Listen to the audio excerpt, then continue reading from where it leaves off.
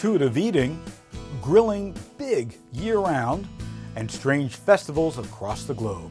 For June 13th, 2012, this is Food News Today. Good morning.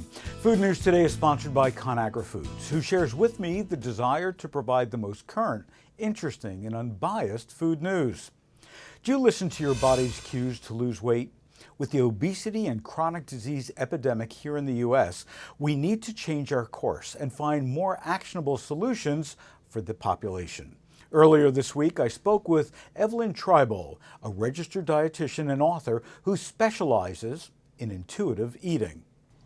Evelyn, thanks so much for joining us. But tell me, what exactly is intuitive eating? Intuitive eating is a process where basically a person is an expert of their own body, where they can listen to their hunger, respond in a timely manner, and you eat in a way that's really satisfying, and it's the opposite of dieting. So I guess the hard question is, how do you empower people and help people to get to the point where they can slow down when they're eating? They can think about what they're eating and really make a real connection with their food. You know, it's really, really tough in today's culture. We're go, go, go, go, go, and we have gadgets everywhere.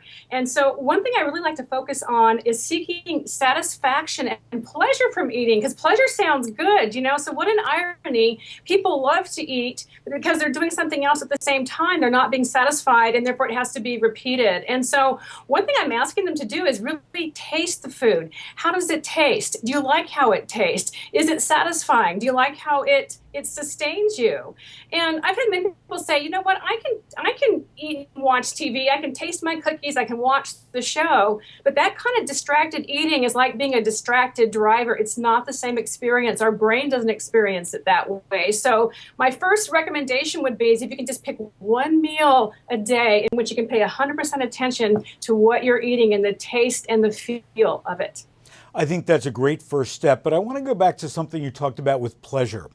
A recent stat that I just saw implies that, you know, if we keep on going the way we're going, 86% of Americans are going to be overweight or obese by 2030. Now, maybe those people are having a little too much pleasure from their food? Well, you know what? I think we actually need to take a look at the French. God bless France, because they take great pleasure and pride in their eating, and yet they have half the rate of obesity that we do, Americans as adults and also as children, and they have one of the lowest rates of heart disease in the world. They're the third lowest. And so I think we actually need to focus on pleasure and satisfaction, and I'm really stunned how often when I ask somebody, gosh, when you were eating, what were you doing at that time? Or when I ask somebody, gosh, could you eat and not do any other activity? And then they'd say to me, oh my God, what would I do? It's like, well, you would eat, you would enjoy the food. And I think what's happening is when you get into this mindless eating and you're doing it fast with today's portion sizes and the environment that we're living in, yeah, by default, I think you'd be an overeater. But if instead we kind of slow it down and look at the satisfaction of it, it really changes the experience. So it's not about pleasure, it's probably more about addiction, and I would suggest that maybe it's addiction to things like fad diets. How can you help people understand that eating healthy is not a fad, but a way of life? Oh my gosh, eating healthy. First of all, anytime someone starts going toward a diet, you're eating based on their rules, not on what's going on for your body. And what's stunning to me is all the research that shows not only does dieting not work, it actually makes people fatter. There was a study in the fall looking at 4,000 twins, another 2,000 sets of twins. And they looked at, well, maybe people who diet are overweight because they're genetically predisposed. And what they found is that independent of genetics, dieting increased the rate of weight gain, and it was dose dependent. In other words, the more dieting, the more that your weight went up. And so I think that's the first thing we really need to look at. This does not work, and more importantly, it's going to work against you. Thanks so much, Evelyn. It's almost officially summertime, which means the weather is warming up. And so it's time to warm up our grills. The latest SupermarketGuru.com consumer panel finds the enthusiasm for grilling is now expanding year-round. During the warmer months, over 3/4 of our panel tells us that they grill between 1 and 3 nights per week.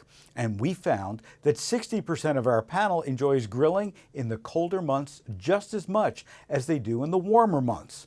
Men have traditionally played the role of grill master in households, but only 51% of our panel said this was true these days. What foods are on the grill? 4 out of 5 must have burgers, either beef or turkey, or chicken. Other must-haves include vegetables, hot dogs and franks, fish, and veggie burgers. What's on your grill these days? Drop me a note, phil@supermarketguru.com, with your more exotic grilling ideas for a future report right here on Food News Today. One could argue that summertime brings lots of great foods, a plethora of fruits and vegetables, outdoor eating and partying, and the like. Well, it also brings some pretty strange food festivals. First, we head to Honolulu for the Waikiki Spam Jam. The per capita consumption of Spam in Hawaii is the #1 in the nation. So it's logical that Hawaiians gather to celebrate everything Spam. Displays showcase and vendors sell everything from Spam burgers and Spam fried rice to Spam t-shirts and other clothing. I know you're laughing, but get this. The festival actually attracts over 20,000 visitors each year. Next, we head east, across the pond, as they say, to the Cooper's Hill Cheese Rolling and Wake near Gloucester, England. For over 200 years, cheese enthusiasts from around the world have gathered here to roll a wheel of double Gloucester cheese down the hill, which reaches speeds of up to 70 miles an hour. Following in the cheese wake are the cheese-loving competitors. First person over the finish line at the bottom of the hill wins. And you know what they win? What else? Of course, the cheese. I think I'll stick with my cheese from the dairy case. Be sure to log on to foodnewstoday.com 24/7 to replay any of our episodes and downloads. Thanks for watching.